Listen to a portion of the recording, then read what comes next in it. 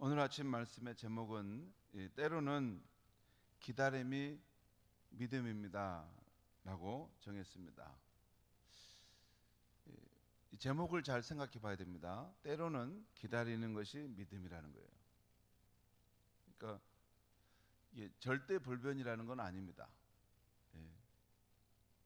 때로는 기다리지 않고 돌파하는 것이 믿음일 수 있습니다. 14장에 보면, 사무엘상 14장에 보면 이 사울의 아들 요나단이 기다리지 않고 돌파했어요. 돌파함으로 전쟁의 승기를 잡게 되는 상황이 나오는데 때로는 돌파하는 것이 믿음일 수도 있습니다. 그런데 때로는 기다리는 것이 믿음일 수도 있다는 것이에요. 그럼 목사님, 이렇게도 말하기도 하고 또 저렇게도 말하기도 하면 그럼 무엇이 진리입니까? 진리는 성령께서 그때 상황에 따라서 우리를 이끌어 가시는데 그 상황에 맞춰서 행동하는 것이 기독교에서 하나님을 따라 우리 행하는 것입니다. 그게 중요합니다. 이게 살아계신 하나님, 우리 삶에 실제하신 하나님을 이렇게 알지 못하면 율법적인 신앙으로 빠집니다. 그러면 이제 어떤 기준을 따라 움직입니다. 기준을 따라 움직이고 기준을 절대시하는 상황이 발생합니다.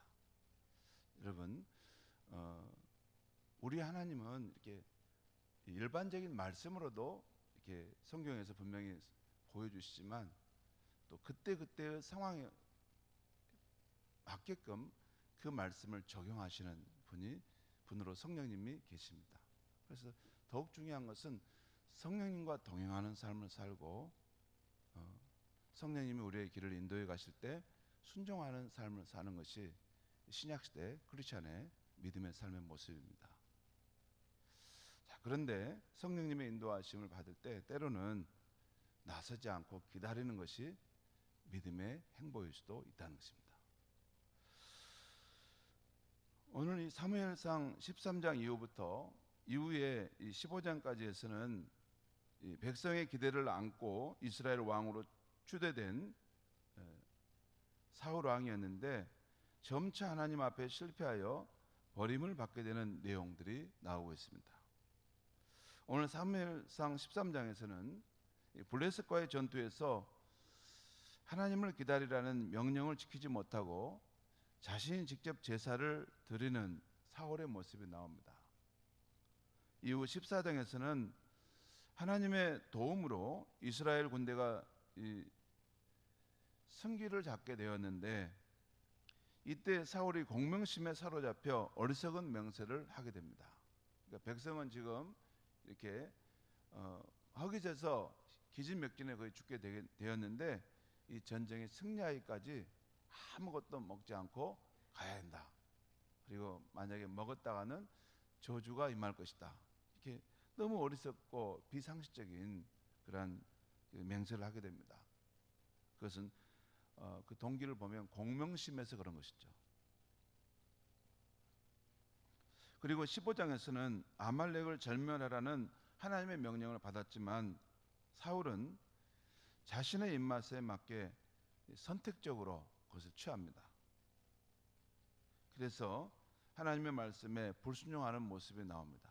그러니까 부실하고 또 별 가치가 없는 것은 하나님 말씀대로 다 멸절하지만 그런 대로 쓸만하고 정말 좋은 것들은 다 이렇게 자기 방식대로 따로 이렇게 모아두어서 다 멸하라는 하나님의 말씀에 불순종하는 것이죠.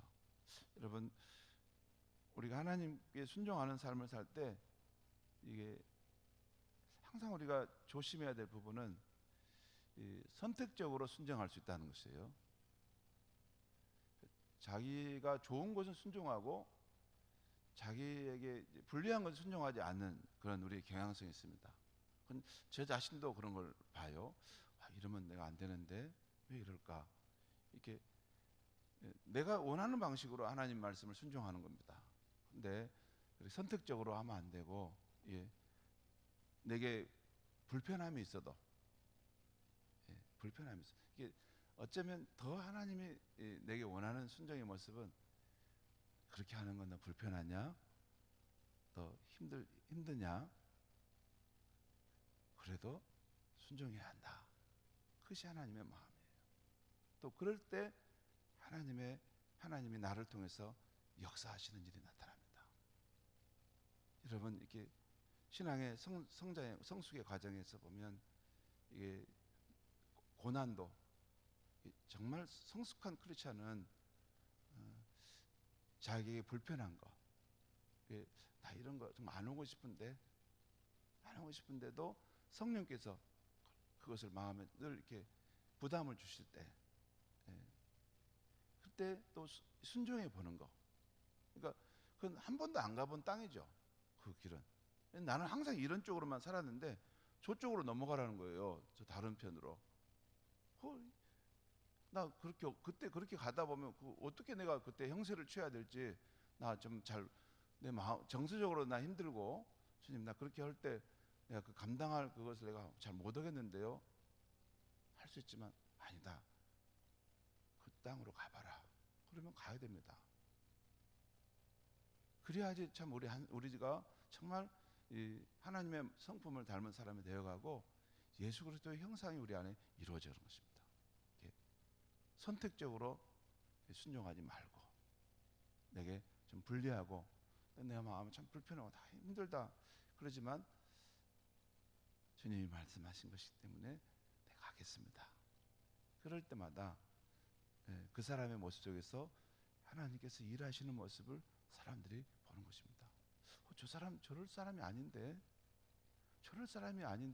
어떻게 저렇게 행하지?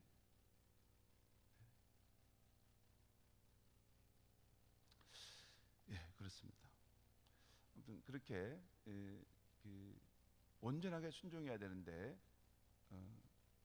사울왕은 자기 입맛에 맞는 것, 자기가 할 수 있는 것 정도만 이렇게 선택적으로 순종했던 것이죠.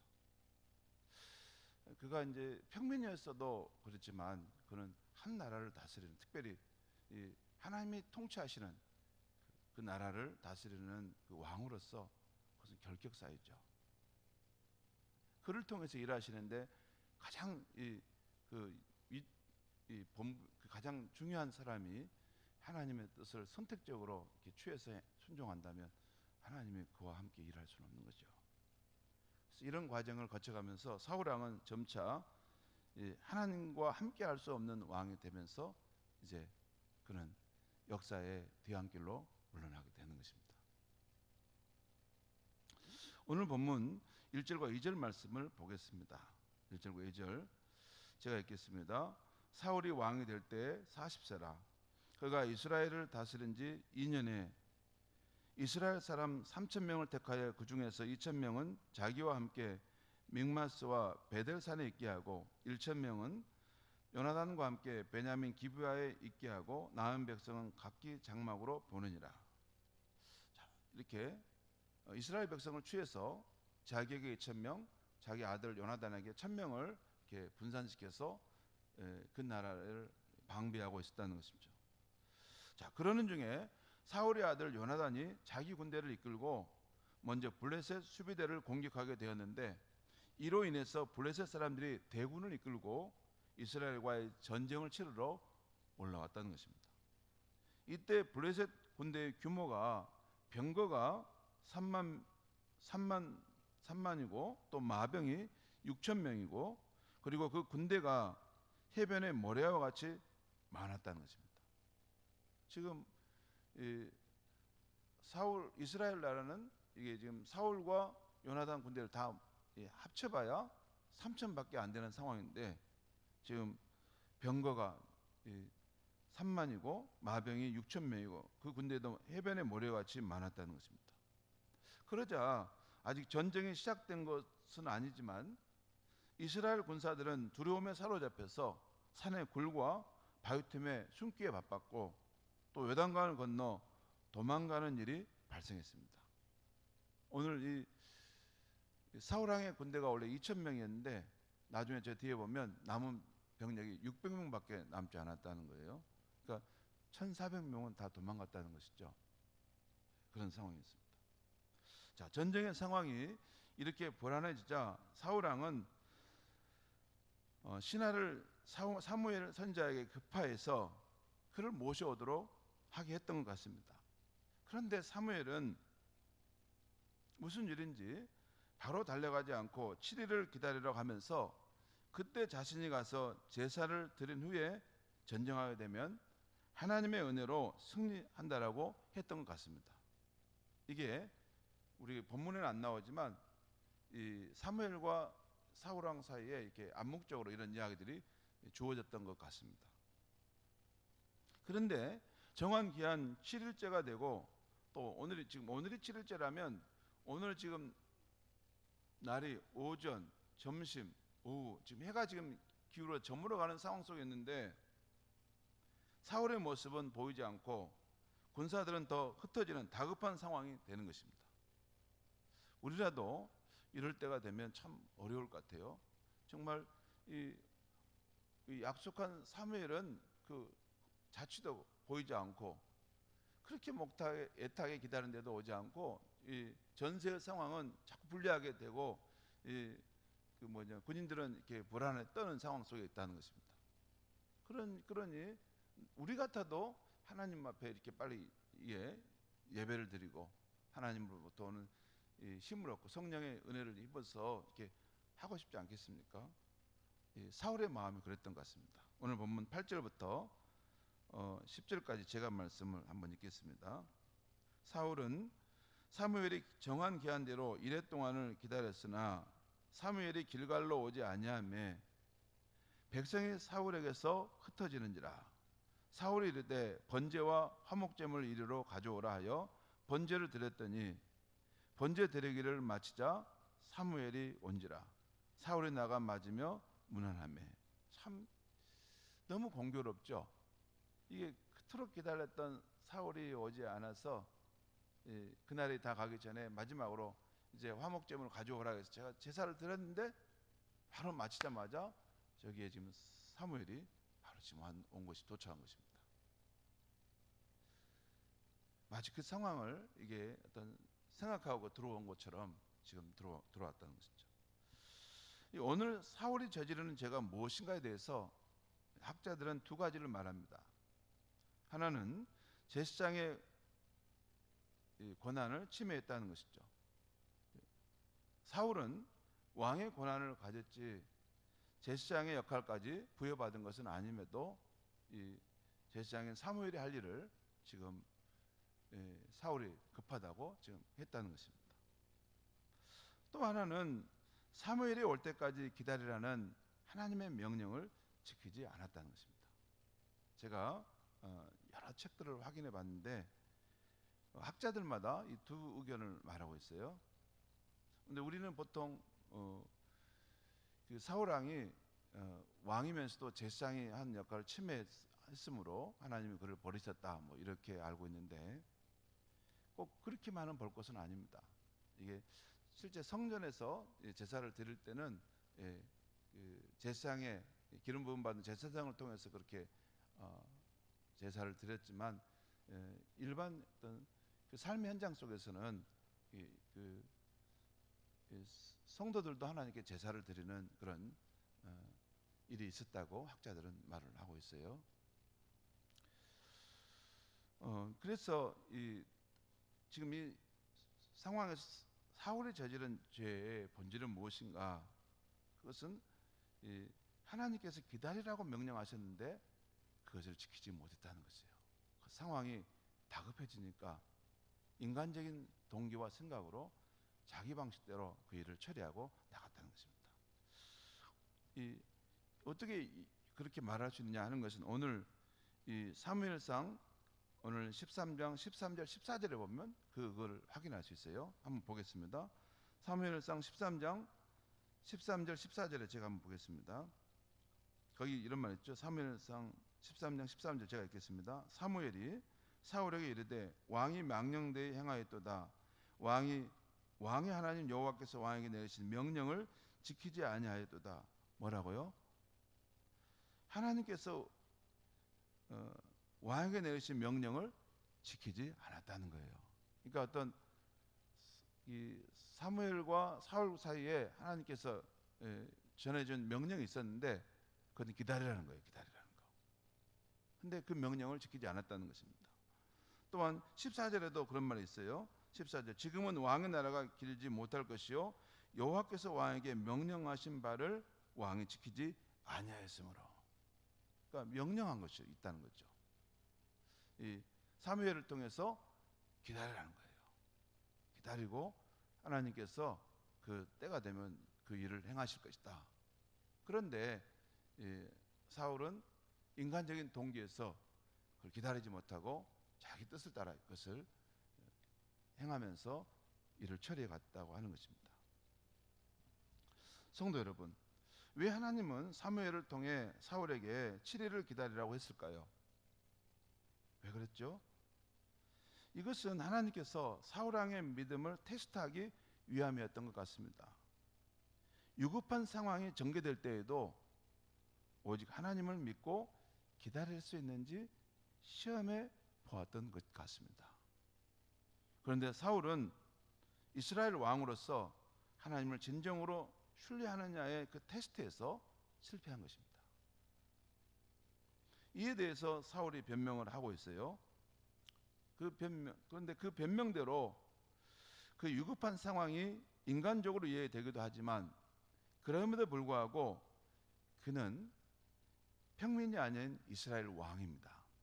이스라엘 왕으로서 상황이 절박할수록 더욱 하나님을 의지하는 모습을 보여줘야 했던 것이 하나님이 기대하시는 테스트였던 거예요. 너는 이스라엘 왕이라는 거죠. 상황이 절박할수록, 상황이 불확실할수록 너는 보이지 않는 하나님을 더 신뢰할 수 있는 그 믿음을 가져야 한다. 그 하나님의 기대를 그는 저버렸던 것입니다. 물론 하나님께서 이 사건을 보고 사울에 대한 실망을 나타낸 것만은 아닙니다. 앞에서 말했듯이 처음에 왕으로 세움받았을 때 하나님을 경외하는 사울의 겸손한 모습은 그 왕이 된 후에 점차 사라져가고 자신의 고집과 뜻대로 행하는 사울을 보면서 하나님께서 이 믿음의 시험을 한번 리트머스 시험지를 대듯이 한번 대봤던 것이에요. 그런데 그가 이전에도 자기 뜻대로 함부로 행한 것처럼 이 시험에도 그가 실족하고 넘어진 것입니다. 성도 여러분, 우리도 주님과 동행하는 삶을 살 때 다급한 상황이 펼쳐질 때가 있습니다. 또한 그 상황이 우리의 통제 범위를 넘어서서 불안한 상황이 되어가는데도 주님께서 우리가 어떻게 해야 하는가를 보여주거나 알려주지 않을 때가 있습니다. 그럴 때는 어떻게 해야 합니까? 어떻게 해야 되죠? 우리가 이게 하나님의 뜻, 주님의 뜻을 따르고 싶은데 이 구체적인 이 상황 속에서 이 길을 가는가 저 길을 가는 것인가, 이 어느 길이 하나님의 뜻을 따르는 것인가, 이게 분명하게 드러나지 않을 때가 있어요. 그리고 하나님께서 이렇게 말씀하지 않을 때가 있어요. 여러분 그럴 때 있죠. 우리가 하나님 뜻을 구할 때는 이렇게 기도하다 보면 하나님 평안한 마음을 주기도 해요. 그 문제에 대해서 또 우리 일상의 환경 가운데서 그런 일이 되어진 형세를 통해서 하나님 보여주기도 해요. 또 영적 멘토나 주변의 신앙의 멘토를 통해서 그 부분에 대한 뜻을 밝혀줄 때도 있어요. 그런데 그 어떤 것으로도 이게 확인하기 어려울 때가 있어요. 그러면 이때는 어떻게 해야 되는가? 그때는 어떻게 해야 합니까? 일반적으로 말씀드리면 일이 더디고 안 될지라도 주님으로부터 사인이 오기까지 기다리는 것이 좋습니다. 만약에 그 일이 주님이 원하시는 일이면 우리가 다급하게 하지 않아도 그 일은 되는 방향으로 움직입니다. 반대로 주님이 원하시는 아니라면 우리가 다급한 마음으로 별 방법을 구상할지라도 그 일은 실패하게 됩니다. 결과적으로. 그래서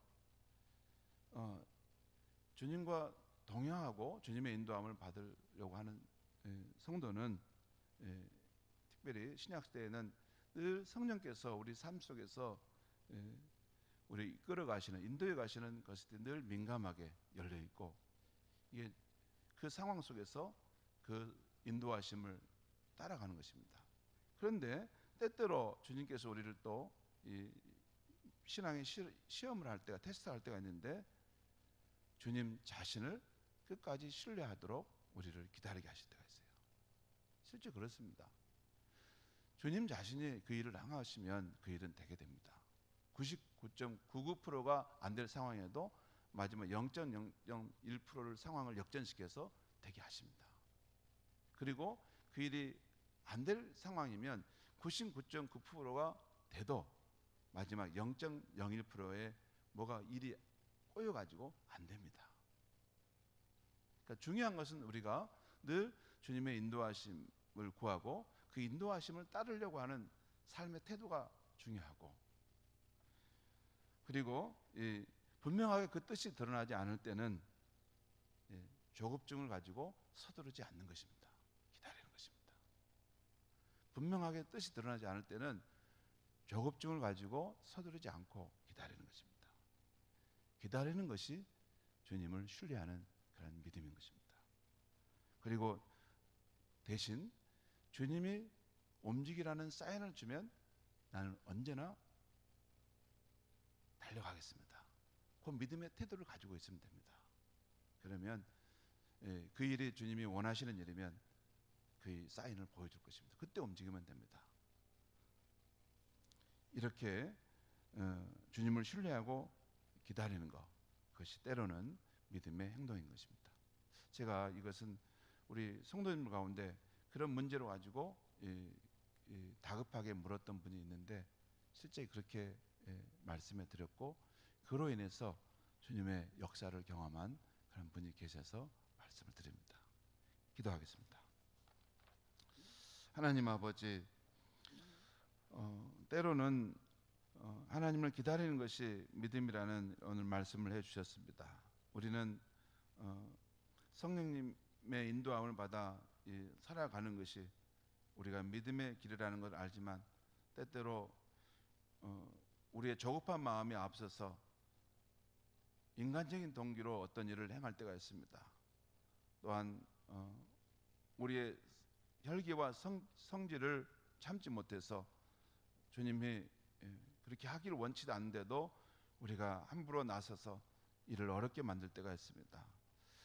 하나님 아버지, 오늘 주신 이 말씀을 우리가 깊이 생각할 때 어떠한 불리한 상황 속에서도 하나님을 늘 절대 신뢰하는 마음으로, 하나님께서 이 상황을 누구보다도 잘 아실 것이다, 하나님께서 나를 위해서 진퇴의 상황이 어떻게 하는 것이 가장 좋은 것을 아실 것이다, 그것을 전적으로 신뢰하고 하나님이 가라 하면 가되 멈추라 하면 끝까지 멈추고, 특별히 내게 불편한 상황일지라도 주님 기다리고 멈출 수 있는 믿음의 사람이 될 수 있게 하여 주시옵소서. 예수님의 이름으로 기도하옵나이다.